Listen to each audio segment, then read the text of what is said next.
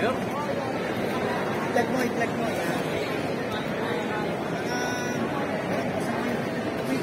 Welcome sa aming vlog. Magandang umaga mga kabarangay. Hello! Dito kami ngayon sa San Andres Complex, mga kabarangay. Anong ginagawa niyo rito? Kami may seminar about sa championing gender responsive local governance. Ayan. Tapos, uy, kagawad! Tapos, benchmark of activity of Manila Barangay. Tapos, on the emerging. may nawasa.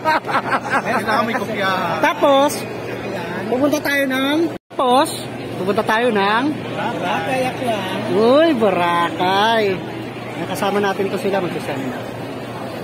Nagalam shoutout sa lahat ng ating mga kasamang Lingkod Bayan. Ayan. At I think magsiseminar ngayon na naka-schedule ay District 4 and 5. Ngayong alas 8 hanggang alas 12 ng umaga, kaya di pa tayo nag-start. At malakas pa rin ang ulan sa labas. Dito pa rin tayo. Standby.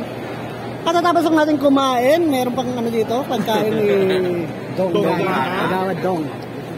Waiting tayo sa pag-start ng program proper nitong seminar na to. Ngayon, ngayong Miyerkules ng umaga dito sa San Andres Complex. See you, Boracay. Andiyan pa.